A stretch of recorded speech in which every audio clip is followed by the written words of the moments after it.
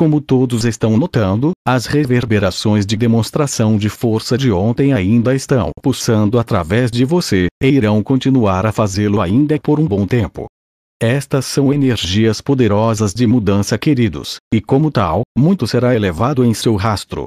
Necessariamente desta vez, não nos referimos àquilo considerado superficialmente necessário, mas sim daquilo mais perceptível no mundo exterior.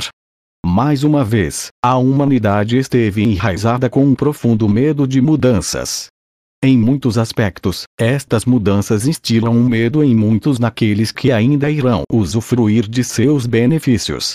Em outras palavras, as coisas vão ser empurradas para fora pela luz e para a luz, sendo difícil de ignorar, mesmo por aqueles no poder.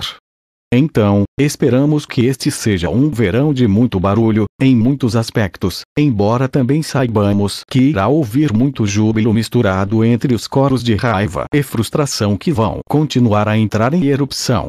Este realmente é um momento de mudança em muitos níveis, e desta vez, a maré não poderá ser detida, não importando quanto temor os encarregados de manter o status quo tentarem incutir naqueles que os rodeiam. Eles irão descobrir que o medo, de fato seu aliado confiável, não é mais tão poderoso quanto costumava ser. Pelo contrário, vai tornar-se uma sombra de seu antigo eu, e como tal, não será páreo para a luz que está começando a inundar muito de seus colegas homens e mulheres em todo o mundo.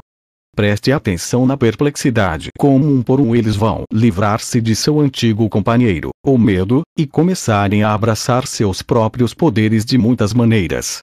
Este será um verão de descontentamento, todavia será o verão que vai começar a mostrar a todos o quanto de energia a população tem dentro de si. E verá crescer imensamente nestas últimas semanas, as mesmas coisas acontecerem com todas as pessoas ao seu redor, onde você marcará o caminho para eles seguirem, e achamos que ficará surpreendido pelo número de pessoas que já estão começando a seguir em sua esteira.